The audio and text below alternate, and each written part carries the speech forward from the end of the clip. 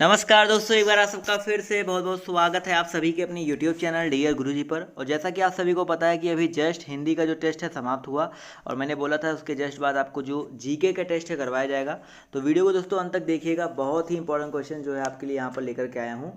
सभी लोग जवाब देते हुए चलेंगे और वीडियो को लाइक और शेयर कर दीजिएगा अगर आपको वीडियो जो है पसंद आता है। तो चलिए दोस्तों स्टार्ट करते हैं पहले क्वेश्चन से। तो पहला क्वेश्चन देखिए आपका यहाँ पर क्या कह रहा है, ध्यान से देखिएगा। साथ ही साथ आप लोग हमसे इंस्टाग्राम पे जुड़ सकते हैं, कोई भी अगर आपकी क्वेरी हो पूछ सकते हैं मैसेज करके। और डियर गुरुजी 17 सर्च करेंगे तो आपको स्टडी मटेरियल के लिए आप लोग हमारे टेलीग्राम ग्रुप से जुड़ सकते हैं, वहाँ पर आपको इंपॉर्टेंट वीडियोज़ के नोटिफिकेशन भी मिलते रहेंगे। तो पहला क्वेश्चन देखिए क्या कह रहा है, जल्दी जल्दी खत्म करेंगे कि निम्नलिखित में से भारत में 19वीं शताब्दी में पड़े किस अकाल को प्रकोप का समुद्र यानी कि सी ऑफ कैलमिटी कहा जाता है। कैलमिटी, फटाफट सभी लोग जवाब देते हुए चलेंगे। क्वेश्चन नंबर आपका यहाँ पर फर्स्ट है, निम्नलिखित में से भारत में 19वीं शताब्दी में पड़े किस अकाल को प्रकोप का समुद्र। बहुत ही इंपॉर्टेंट क्वेश्चन है, तो याद रखिएगा। काफ़ी लोग सही दे रहे हैं, कुछ लोग गलत दे रहे हैं। तो उड़ीसा में एक अकाल पड़ा था 1866-67 के आसपास और उसकी प्रचंडता के कारण उसे प्रकोप का समुद्र के नाम से जाना जाता है। अगला देखिए आपसे यहाँ पर क्या कह रहा है सर, सुभाष चंद्र बोस ने स्वतंत्र भारत की अंतरिम सरकार की स्थापना की घोषणा कब की थी। चलिए सभी लोग जवाब देते हुए चलेंगे। सुभाष चंद्र बोस ने स्वतंत्र भारत की अंतिम सरकार की स्थापना की घोषणा कब की थी। तो याद रखिए दोस्तों, क्वेश्चन नंबर 2 का जो करेक्ट आंसर है आपका हो जाएगा 21 अक्टूबर 1943। तो यहाँ पर जितने भी लोग जवाब दे रहे हैं 21 अक्टूबर 1943, वो लोग यहाँ पर बिल्कुल करेक्ट हो जाएंगे। और ये घोषणा बेसिकली कहाँ पे किया गया था, सिंगापुर में किया गया था। इसमें एच.सी. चटर्जी को वित्त मंत्री बनाया गया था। कई बार ये क्वेश्चन आपके पेपर में पूछा जाता है। अगला देखिए क्या कह रहा है कि वीना बेगार के किसने सुदर्शन झील का जीर्णोद्धार कराया। चलिए सर सभी लोग जवाब देते हुए चलेंगे। बिना बेगार के, क्वेश्चन नंबर 3, सभी लोग जवाब देते हुए चलिएगा। तो यहाँ पर कुछ लोग सही जवाब देंगे, ऐसे क्वेश्चन होते हैं काफ़ी लोग कभी कभी गलत कर देते हैं। तो याद रखिएगा रुद्रदामन प्रथम। कुछ लोग यहाँ पर गलत दे रहे हैं, कुछ लोग सही दे रहे हैं। तो याद रखिए दोस्तों, रुद्रदामन प्रथम जो थे उनके जूनागढ़ अभिलेख से ये ज्ञात होता है कि रुद्रदामन प्रथम द्वारा बिना बेगार के सुदर्शन झील का जीर्णोद्धार जो है कराया गया था। कभी कभी ये जो सुदर्शन झील है इसके निर्माण के बारे में पूछा जाता है। तो इसका निर्माण जो है बेसिकली चंद्रगुप्त मौर्य के आदेश पर उसके राज्यपाल पुष्यगुप्त वैश्य ने करवाया था। तो कई बार ये चीज़ पूछा जाता है, तो काफ़ी लोग चंद्रगुप्त इसीलिए दे रहे थे क्योंकि सुदर्शन झील जो है उनसे संबंधित है। लेकिन यहाँ पर जो क्वेश्चन पूछा गया वहाँ पर ऑप्शन जो इसका डी है वो करेक्ट होगा। अगला देखो आपसे क्या कह रहा है सर, कनिष्क के सारनाथ बौद्ध प्रतिमा अभिलेख की तिथि क्या है। क्वेश्चन नंबर 4 है, कनिष्क के सारनाथ बौद्ध प्रतिमा अभिलेख की तिथि क्या है। तो यहाँ पर सभी लोग जवाब देते हुए चलेंगे। तो याद रखिए दोस्तों, इसका जो करेक्ट आंसर है आपका हो जाएगा ऑप्शन नंबर बी, 81 ईस्वी। याद रखिए दोस्तों, 81 ईस्वी में बौद्ध प्रतिमा अभिलेख जो है वो स्थापित किया गया था। 5 देखिए क्या कह रहा है, निम्नलिखित में से क्या स्टेनलेस स्टील का संगठक नहीं है। फटाफट सभी लोग क्वेश्चन नंबर 5 का जवाब देते हुए चलेंगे। स्टेनलेस स्टील यानी कि Fe इसमें 90 से 95% के आसपास होता है। इसके अलावा Cr की बात, क्रोमियम की बात करते हैं तो वो भी आपका 205% के आसपास होता है। इसके अलावा आयरन है और निकल है। तो यहाँ पर अगर देखा जाए तो एल्यूमिनियम जो है आपका नहीं होता है। देखिए Fe होता है, आयरन होता है, निकल भी होता है, क्रोमियम भी होता है, और ये जो आपका एल्यूमिनियम है वो आपका नहीं होता है। अगला देखो क्या कह रहा है कि टेट्राइथाइल यानी कि TeL टेट्राइथाइल लेड क्या है। चलिए फटाफट सभी लोग जवाब देते हुए चलेंगे।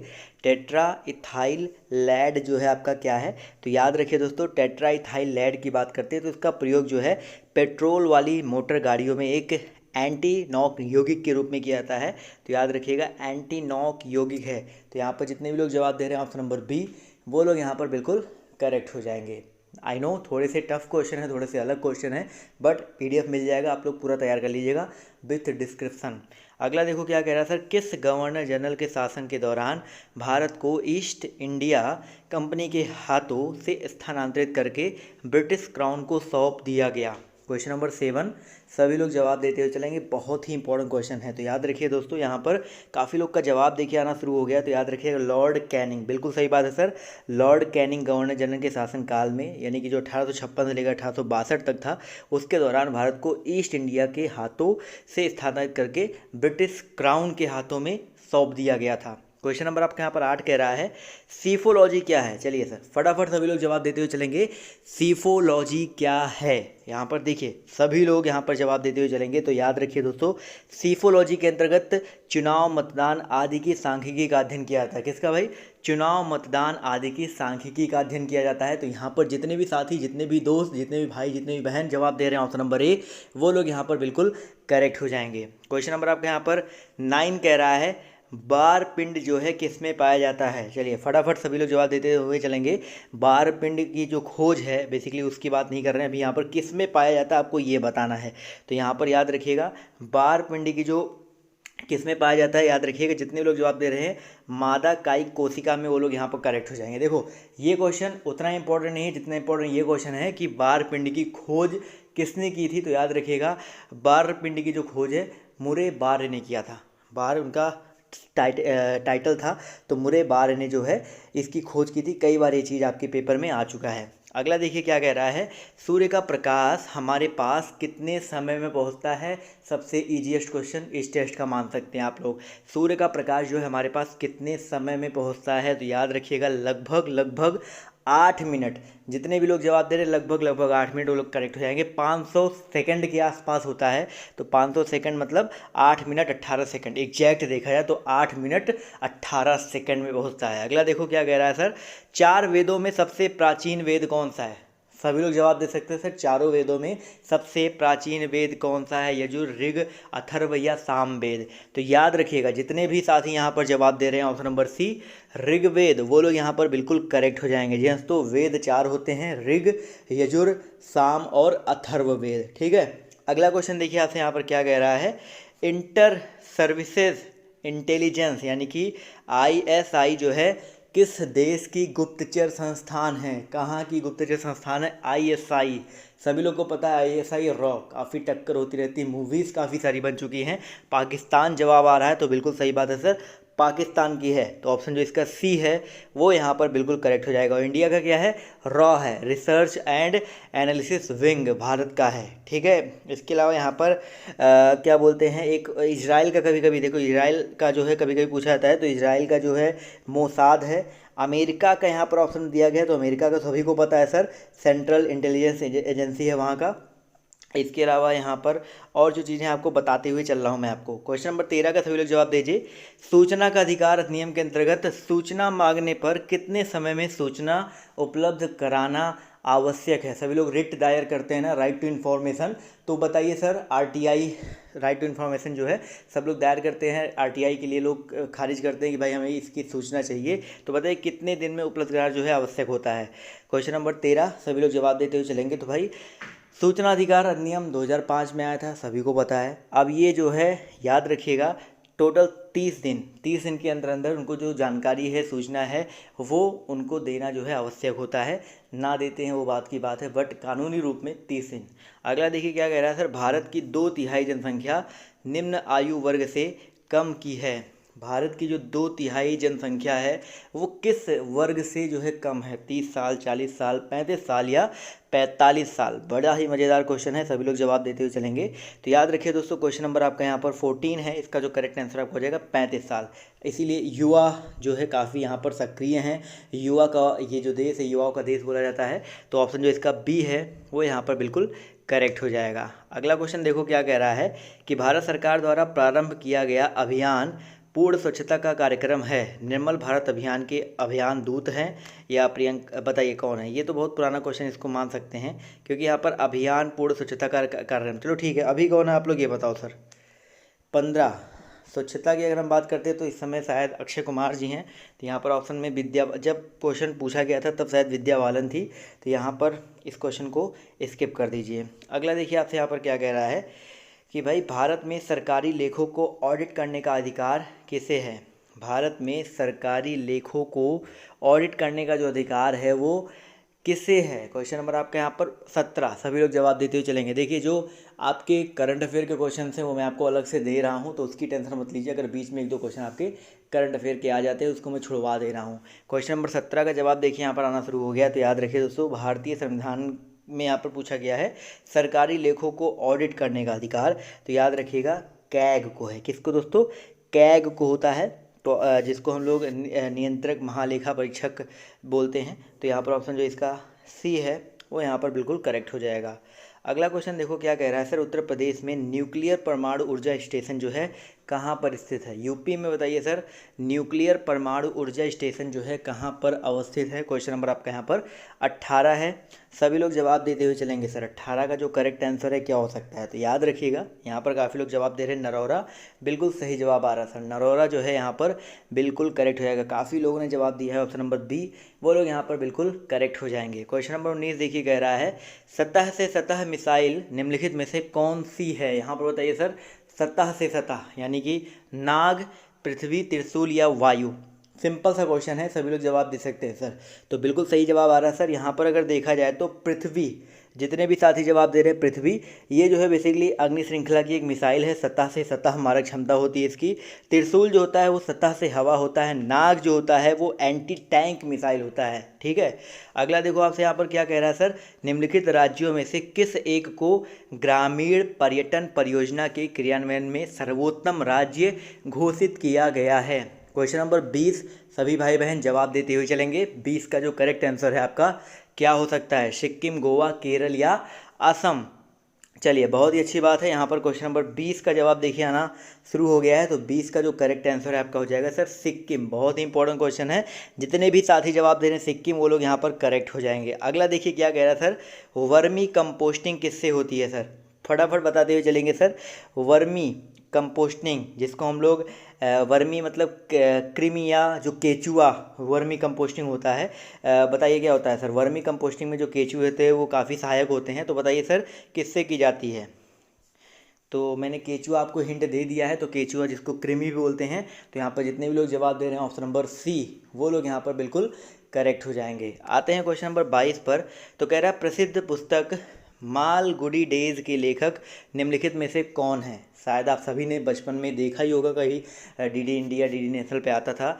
मालगुडी डेज के लेखक जो हैं कौन से हैं? 22 फटाफट सभी लोग जवाब देते हुए चलिएगा। तो याद रखिएगा दोस्तों, यहाँ पर आर के नारायण। अगर मालगुडी डेज के लेखक के बारे में पूछा जाएगा तो याद रखिएगा आर के नारायण। तो ऑप्शन जो इसका डी है वो यहाँ पर बिल्कुल करेक्ट हो जाएगा। 23 नंबर क्वेश्चन देखिए क्या कह रहा है, शेख फरीद का सर्वाधिक ख्याति लब्ध शिष्य जिसने दिल्ली के 7 सुल्तानों का शासन देखा था कौन था? क्वेश्चन नंबर 23 सभी लोग जवाब देते हुए चलेंगे। मोस्ट इंपॉर्टेंट क्वेश्चन आप लोग मान सकते हो इसको। बिल्कुल सही जवाब आ रहा है सर। जवाब देखिए यहाँ पर 23 का आना शुरू हो गया है। तो याद रखिएगा यहाँ पर शेख सलीम चिश्ती, काफ़ी लोग जवाब दे रहे हैं। काफ़ी लोग यहाँ पर निजामुद्दीन औलिया जवाब दे रहे हैं। तो याद रखिए दोस्तों, यहाँ पर इसका जो करेक्ट आंसर है आपका हो जाएगा निजामुद्दीन औलिया। बिल्कुल सही बात है सर। जो निजामुद्दीन औलिया थे वो यहाँ पर बिल्कुल करेक्ट हो जाएंगे। अगला देखिए आपसे यहाँ पर क्या कह रहा है कि दार उल उलूम, देखिए ध्यान से, दार उल उलूम की स्थापना किसने की थी? चलिए 24, अच्छा क्वेश्चन है, सभी लोग जवाब देते हुए चलेंगे। दार उल उलूम, बहुत ही मज़ेदार क्वेश्चन है। चलिए 24 का जवाब देखिए यहाँ पर आना शुरू हो गया है। तो 24 का जो करेक्ट आंसर है आपका क्या हो जाएगा सर? दार उल उलूम की स्थापना जो है मौलाना हुसैन अहमद, यानी कि यहाँ पर देखा जाए तो ऑप्शन नंबर जो इसका बी है वो यहाँ पर बिल्कुल करेक्ट हो जाएगा। अगला देखो क्या कह रहा है, निम्नलिखित रोगों में से कौन टाइगर मच्छरों द्वारा संचालित नहीं होता है? चलिए सर यहाँ पर बताना है सर, टाइगर मच्छरों के द्वारा जो है कौन सा संचारित नहीं होता है? यहाँ पर पीत ज्वर है, जापानी इंसेफेलाइटिस है, चिकनगुनिया है और आपका डेंगू है। चलिए सर, तो यहाँ पर देखिए पीत ज्वर, चिकनगुनिया, डेंगू, जापानी इंसेफेलाइटिस, काफ़ी लोग जवाब दे रहे हैं। तो याद रखिएगा ये जो ऑप्शन नंबर डी है ये बेसिकली एक मादा मच्छर होती है जिसको हम लोग क्यूलेक्स बोलते हैं। क्यूलेक्स मादा मच्छर के काटने से होता है और इसे जापानी मस्तिष्क बुखार भी कहते हैं। और इसीलिए ऑप्शन जो इसका डी है वो यहाँ पर बिल्कुल करेक्ट है कि टाइगर मच्छरों के द्वारा संचारित नहीं होता है। अगला क्वेश्चन देखो क्या कह रहा है सर, चीनी लेखक भारत का उल्लेख किस नाम से करते हैं? चीनी लेखक भारत का उल्लेख जो है किस नाम से करते हैं? फी कोकी, यिंतू, सिगियापोनो या सीशुकी। क्वेश्चन नंबर 26 सभी लोग जवाब देते हुए चलेंगे सर। 26 का जवाब देखिए यहाँ पर आना शुरू हो गया। तो याद रखिएगा चीनी लेखक भारत को यिनतू नाम से जो है जानते हैं। तो ऑप्शन नंबर जो इसका बी है वो यहाँ पर बिल्कुल करेक्ट हो जाएगा। चलो दोस्तों आते हैं क्वेश्चन नंबर 27 पर। तो पहली बुलेट ट्रेन जो है निम्न में से किन 2 स्टेशनों के बीच चलेगी? बताइए सर। पहली जो बुलेट ट्रेन है, अभी देख सकते हैं लोग मंगल पर, लोग कहाँ कहाँ जाने की सोच रहे थे, लेकिन आज पूरी दुनिया एक वायरस से लड़ रही है, कोरोना। तो भाई कभी कुछ भी हो सकता है। क्वेश्चन नंबर 27 सभी लोग जवाब देते हुए चलेंगे। तो 27 का देखिए जवाब आना शुरू हो गया है। तो याद रखिए दोस्तों, 27 का जो करेक्ट आंसर है आपका हो जाएगा मुंबई और अहमदाबाद। तो ऑप्शन नंबर जो इसका ए है वो यहाँ पर बिल्कुल करेक्ट हो जाएगा। क्वेश्चन नंबर 28, अमेरिका में प्रतिवर्ष जनवरी का तीसरा सोमवार अमेरिकी फेडरल अवकाश के रूप में मनाया जाता है। यह दिवस की याद के बताइए सर, किसकी याद में मनाया जाता है? यह दिवस किसकी याद में? चलिए क्वेश्चन नंबर 28 सभी लोग जवाब देते हुए चलेंगे। सर, अमेरिका में प्रतिवर्ष जनवरी महीने का जो तीसरा सोमवार होता है वो याद रखिएगा मार्टिन लूथर किंग दिवस। याद रखिएगा मार्टिन लूथर किंग दिवस के अवकाश के रूप में मनाया जाता है। तो ऑप्शन नंबर जो इसका डी है वो यहाँ पर बिल्कुल करेक्ट हो जाएगा। क्वेश्चन नंबर आपका 29 कह रहा है ओटावा किस देश की राजधानी है? चलिए सर फटाफट बताते हुए चलेंगे, ओटावा जो है किस देश की राजधानी है? क्वेश्चन नंबर आपके यहाँ पर 29 है और जवाब देखिए आना शुरू हो गया। तो याद रखिए दोस्तों, ओटावा जो है कनाडा की, कहाँ की सर? कनाडा की राजधानी है। तो ऑप्शन नंबर जो इसका डी है वो यहाँ पर बिल्कुल करेक्ट हो जाएगा। 30 पर आते हैं, देखिए क्या कह रहा है सर, जापान की सहायता से पूरी होने वाली पैठन यानी कि जायकवाड़ी जल विद्युत परियोजना किस नदी पर है? क्वेश्चन नंबर आपका यहाँ पर 30 है। सभी लोग जवाब देते हुए चलेंगे। जापान की सहायता से पूरी होने वाली जो पैठन यानी कि जायकवाड़ी जो है, बताइए जल विद्युत परियोजना किस नदी पर है? जवाब देखिए काफ़ी लोग यहाँ पर दे रहे हैं, सबके जवाब अलग अलग आ रहे हैं। तो याद रखिए दोस्तों, 30 का जो करेक्ट आंसर आपका हो जाएगा गोदावरी। ऑप्शन जो इसका सी है वो यहाँ पर बिल्कुल करेक्ट हो जाएगा। याद रखिए गोदावरी नदी पर महाराष्ट्र के औरंगाबाद जिले में स्थित है। अगला देखो क्या कह रहा है, सूर्य ग्रहण पर क्या होता है? क्वेश्चन नंबर आपके यहाँ पर 31 कह रहा है सूर्य ग्रहण पर क्या होता है? चलिए सूर्य ग्रहण की अगर हम लोग बात करते हैं तो इसकी स्थिति में क्या होता है, सभी लोग जवाब देते हुए चले। यहाँ पर जितने लोग जुड़े हैं वीडियो को लाइक और शेयर करते हुए जरूर चलेंगे, जितने भी लोग यहाँ पर जुड़े हुए हैं। 31 का जवाब देखिए क्या हो जाएगा सर, जब चंद्रमा सूर्य और पृथ्वी के बीच में आ जाता है। सिंपल सा है, चंद्रमा सूर्य और पृथ्वी के बीच में आता है तो वो सूर्य ग्रहण कहलाता है। 32 का कह रहा है सर, राज्य सरकार का आधिकारिक विधिक सलाहकार कौन होता है? राज्य सरकार का आधिकारिक विधिक सलाहकार कौन होता है? क्वेश्चन नंबर 32 सभी लोग जवाब देते हुए चलेंगे सर। तो याद रखिएगा, ना तो मुख्य न्यायाधीश, ना तो उच्च न्यायालय की न्यायाधीशों की एक पीठ, ना ही महान्यायवादी। महाधिवक्ता जो होता है वो राज्य सरकार का आधिकारिक विधिक सलाहकार होता है। तो यहाँ पर जितने भी लोग जवाब दे रहे थे ABC वो लोग गलत हैं, डी वाले सिर्फ यहाँ पर बिल्कुल करेक्ट हो जाएंगे। अगले क्वेश्चन का जवाब सभी लोग देते हुए चलेंगे, संसद में शून्यकाल होता है। कई बार ये क्वेश्चन आपके पेपर में आ चुका है, UPSSC भी पूछता है और भी बहुत सारे एग्जाम में ये क्वेश्चन जो आ चुका है पहले भी बताया जा चुका है। तो याद रखिए दोस्तों, 33 का जो करेक्ट आंसर है आपका यहाँ पर हो जाएगा प्रातःकालीन और अपराह्नकालीन सूत्रों के बीच का जो मध्यांतर होता है वो आपका शून्यकाल होता है। तो यहाँ पर बिल्कुल सही बात है, काफ़ी लोग जवाब दे रहे हैं ऑप्शन नंबर डी, वो लोग यहाँ पर बिल्कुल करेक्ट हो जाएंगे। आते हैं क्वेश्चन नंबर 34 पर। तो लोकसभा का सभापति यानी कि चेयरमैन जो है कौन होता है? क्वेश्चन नंबर आपका यहाँ पर 34 है। सभी लोग जवाब देते हुए चलेंगे, लोकसभा का जो सभापति है, चेयरमैन है, वो कौन होता है? 34 जवाब देखिए यहाँ पर आना शुरू हो गया। तो याद रखिएगा, लोकसभा का सभापति अध्यक्ष कौन होता है सर? स्पीकर होता है यानी कि अध्यक्ष होता है। तो याद रखिएगा ऑप्शन नंबर जो इसका सी है वो यहाँ पर बिल्कुल करेक्ट हो जाएगा। अगला देखो क्या कह रहा है सर, नई दिल्ली में हुआ थॉमस कप। देखो इस क्वेश्चन को स्किप कर दो, तो 35 क्योंकि आपका पुराना क्वेश्चन है, करंट अफेयर में आपको अलग से करवा दूंगा। सो गाइस ये रहे आज के कुछ इंपॉर्टेंट क्वेश्चंस। PDF आपको मिल जाएंगे विद आंसर की के साथ, तो हमारे टेलीग्राम ग्रुप से जुड़ जाइएगा। और जिसने हिंदी का वीडियो नहीं देखा है वो जा करके जरूर देखेगा। तो आज की इस वीडियो में सिर्फ इतना ही। अभी के लिए बाय बाय, टेक केयर, जय हिंद, जय भारत। मिलते हैं आप सबसे नेक्स्ट वीडियो में।